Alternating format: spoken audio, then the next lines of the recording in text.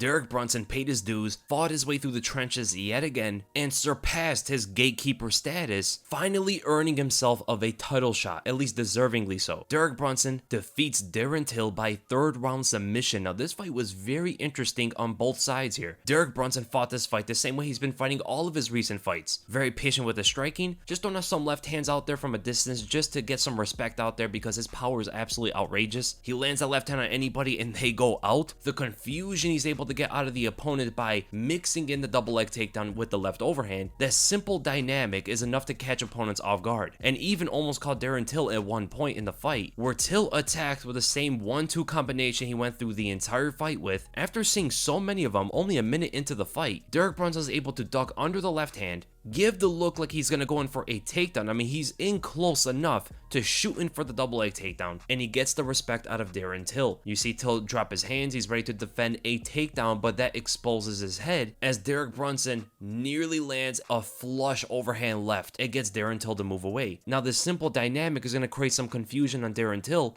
where he has to also respect the left overhand in these kind of scenarios. So what do you see immediately afterward? Brunson goes in for a naked takedown from a distance, and Till thinks it's an overhand now. He picks his hands up and exposes the opening to the hips for Derek Brunson's double leg takedown and gets it to the ground very easily. The respect settled very quickly in the fight. We're only a minute and 10 seconds, so you could pretty much just see that Derek Brunson's approach in the fight was very, very simple. Threaten with the left overhand, try to create the opening for the double leg takedown, and that was pretty much it. He didn't really do much else.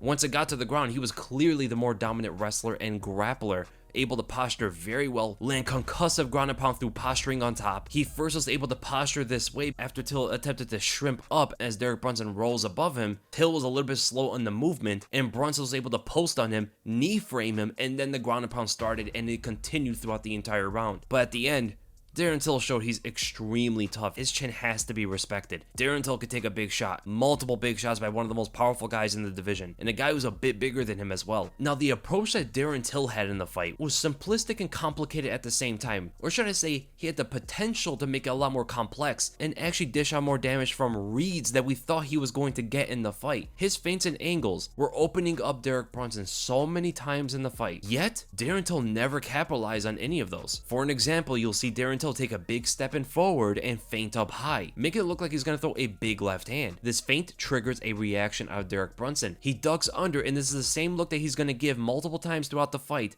of looking to get in for that takedown. This information is very useful if Darren Till follows up on it. What do you see literally a second afterward? Instead of triggering this reaction again, which would be very easy for him, he just throws out a 1-2 from a distance.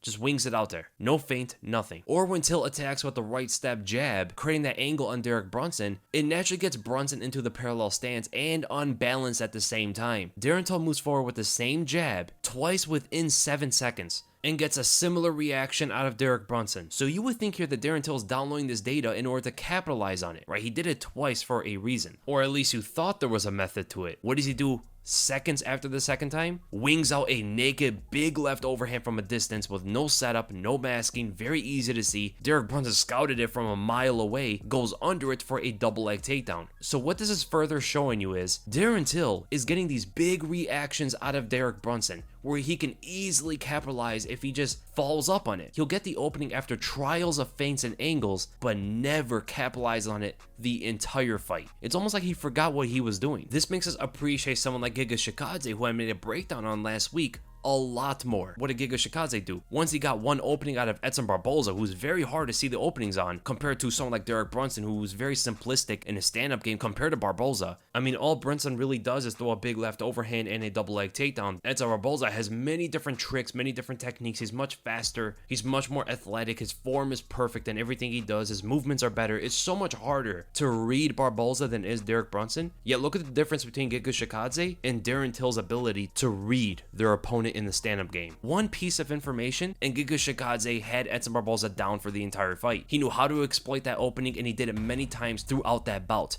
Darren Till didn't show the same kind of fight IQ. The majority of his attacks were 1-2s, jab from a distance, or he would look to parry the lead hand for a left cross. Same look for both attacks, and there were moments where even Derek Brunson saw it so many times where he was able to counter with the left overhand and going under for the takedown. The reason why Darren Till was able to catch Derek Brunson in that third round and hurt him multiple times off of his 1-2 was not because he did anything different. It was the fact that Derek Brunson actually incorrectly stepped into the 1-2. Everybody learned the basics of footwork when it comes to striking. They actually learn this before they even throw strikes. You move your lead foot first and then your back foot follows. That's the basic footwork that everybody is taught. Well, Derek Brunson actually did the reverse here. He stepped with his back foot first and then with his lead foot. This is not moving in a safe manner. When you're bringing your back foot forward, you're heightening your stance. You're getting yourself to be a lot taller because you're bringing your legs together. Now your stance is very narrow and you can't really move from here. So when he's stepping with his lead foot now, he's only really getting out of that narrow stance. There's not really much significance in doing this. It's actually fixing the problem that he just put himself in. He put himself in danger by bringing his back foot forward. So taking the lead step now is fixing that problem and doing really nothing else. And when that happened, Darren Till attacked with the 1-2 and is able to land it and stun Derek Brunson. From there, just from the pressure, Derek Brunson goes under and reaches for a takedown, which gives a natural opening for Darren Till to just follow up with a left hand. But Till got overly excited. He was down in the scorecards. He was getting dominated for most of the fight. Things were not going his way, and he finally found that beacon, that light at the end of the tunnel. Goes in for the left hand. Derek Brunson goes under, reaches for the double leg takedown, and drives it all the way to the cage. And Derek Brunson was able to show his strength yet again. He was much stronger than Darren Till whenever he got a hold of him. Darren Till did all he could to fight against it, man. It's just that middleweight strength is a bit different than something that Darren Till is used to facing. Darren Till's never fought a wrestler as big and as strong as Derek Brunson before. Yes, Tyron Woodley is a strong wrestler, but he is much smaller than Derek Brunson. And that strength difference is definitely going to play a factor, even if Tyron Woodley is the better technical wrestler. And now where things went south for Darren Till, he went for the double butterfly sweep and he swept him into the cage. The reason why he had to sweep him that way was because Derek Brunson's head position was on Darren Till's right side, which is also close to the cage. If he swept him the other way, Derek Brunson would have still been able to get on top of him, settle himself into half guard or side control. By trying to sweep him to the right side, there he's trying to shrug off Derek Brunson completely, but the cage blocks Brunson, and Brunson rebounds off the cage back on top of Darren Till, now into full mount. And the look on Darren Till's face tells it all. Things just went from okay to absolutely terrible for Darren Till. Derek Brunson yet again postures up, lands concussive ground and pound shots, forces Darren Till to give up his back in order to avoid the damage, but Brunson is just too heavy on top, gets in the hooks, and starts fighting in for the rear naked choke.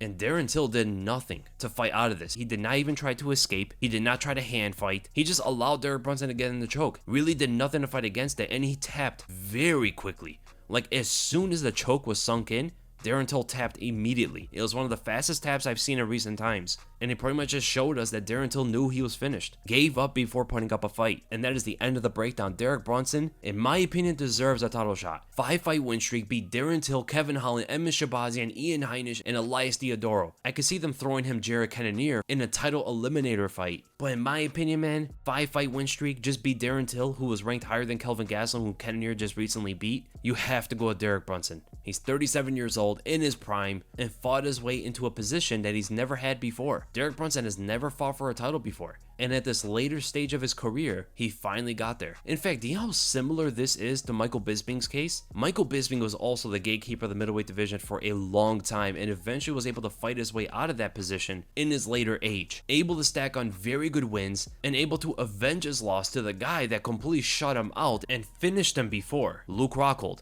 There's a possibility, man, if Derek Brunson goes out there and beats Israel Adesanya, the same guy who finished him in the first round years ago. That's a deja vu I never thought I would have had.